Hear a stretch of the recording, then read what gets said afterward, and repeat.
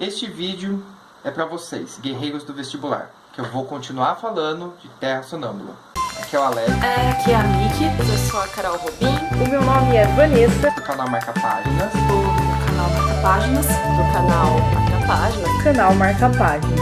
Juntam almoçar plantão. E esse daqui foi a indicação da Carol. Semana passada eu fiz um vídeo falando só sobre esse livro e apresentando o canal. O vídeo ficou longo, então eu deixei uma parte específica para o vestibular para agora, que eu vou lançar essa semana. Se você não viu, dá uma olhadinha lá, que tem algumas informações bem legais sobre o livro, sobre o autor Mia Couto, os personagens que estão nesse livro e tudo mais. Vou reforçar mais uma vez, eu não sou especialista, não sou professor de português, eu só tenho especialização em comunicação. Então, o que eu vou falar nessa segunda parte do vídeo é sobre essa parte, a narrativa e algumas dicas que eu acho importante para o vestibular, certo? Então, fiquem com o vídeo aí. Agora, falando especificamente sobre o vestibular. Como eu disse, eu não tenho propriedade para falar do livro como um professor, como um estudioso de literatura, mas como eu estudei muito comunicação até hoje, tem algumas coisas que eu acho que são muito legais de ser faladas sobre esse livro. Ele é escrito, os capítulos nos quais a gente acompanha a história do Kinzo e do Tauhir, eles são escritos em terceira pessoa. Vamos pensar que é o Mia Couto conversando com a gente, apresentando isso pra gente, obviamente. Já os cadernos do Kinzo são escritos em primeira pessoa. É ele contando, como eu li os primeiros parágrafos do primeiro caderno, é ele contando a sua história. Porém, isso que eu achei muito legal, o tipo de narrativa se mistura. O grosso dos cadernos, a grande parte dos cadernos, é todo feito em primeira pessoa. Só que chegam alguns momentos em que, como eles gostam muito de histórias, ouvir histórias, o relato do Kinzo passa a ser em terceira pessoa. Por quê? Porque ele começa a contar as histórias que as outras pessoas estão contando. Então ele passa a ser o narrador. Ele passa a ser o narrador que vai retratar para nós, que vai contar para a gente as histórias que ele passa. Tem um trechinho aqui que é quando o Kinzo encontra a Farida. E ela fala... Ele encontra ela no mar, dentro de um barco, um navio, que levava mantimentos para Mati-Mati, uma cidade de lá. E eu achei muito legal que, olha só, essa parte. Eu vou ler o último trechinho da página 62, que é o terceiro caderno. Tem toda uma história dos dois lá e o caderno conclui assim. Ficamos assim um tempo, até que ela pediu, por favor, me escuta. Ela só tinha um remédio para se melhorar, era contar sua história. Eu disse que a escutava, demorasse o tempo que demorasse. Ela me pediu que lhe soltasse. Ainda tremia, mas pouco. Então me contou sua história. Acabou o terceiro caderno. A hora que volta no quarto, aí começa diferente. Me chamo Farida, começou a mulher o seu relato. Falava com voz baixa, em rouquidão que vinha da timidez.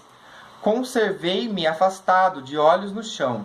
Durante a sua longa fala, me calei como uma sombra para lhe dar coragem. A mulher se trocou por palavra até quase ser manhã.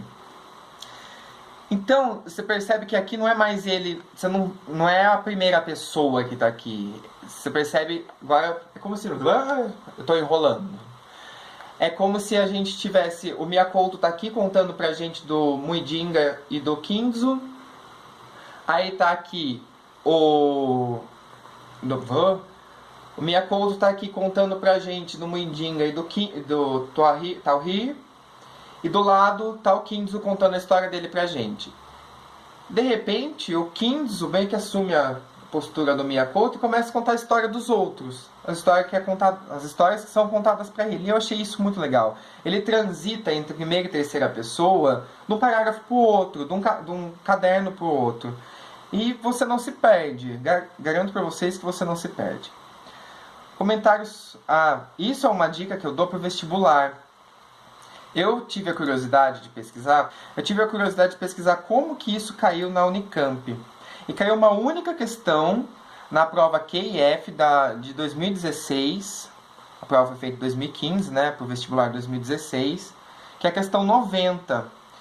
E ele pede para ler um seguinte trecho, que é do sexto caderno do Quinzo, subtitulado Regresso à Matemática, que é um trechinho muito curto, nada de Enem com 200 páginas para uma pergunta só, e diz: na passagem citada, a personagem Quinzo recorda os ensinamentos de seu pai diante do estado desolador em que se encontra sua terra, assolada pela guerra, e reflete sobre a coerência de suas ações em relação a tais ensinamentos. Levando em consideração o contexto da narrativa do romance de Miyakoto, é correto afirmar que... Levando em consideração o contexto da narrativa do romance de Miyakoto. Contexto, é bom a gente saber o contexto da obra. Narrativa, é bom a gente ficar esperto na narrativa.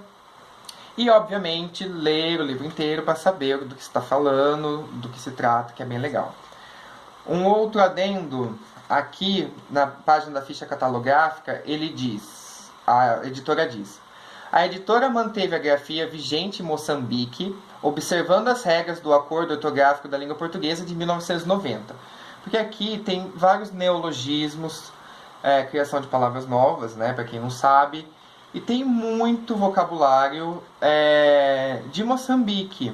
A forma como o pessoal de Moçambique fala, se comunica. Nada que prejudica a leitura, já que temos o glossário. Eu confesso que eu nem li o glossário, fiquei tão entretido na leitura, foi tão gostoso, que de vez em quando eu vinha pra cá pra ver alguma coisa. E não atrapalha em nada. Se você está no terceiro colegial, está lendo só para o vestibular, não gostou, faça o exercício de ler anotando os personagens, entenda. Você tem todo o direito de não gostar. Então, leu, fez a prova, beleza. Daqui uns anos, volte a ler, quando você estiver mais maduro, que vai valer a pena. Miyakoto, Terra Sonâmbula, é isso.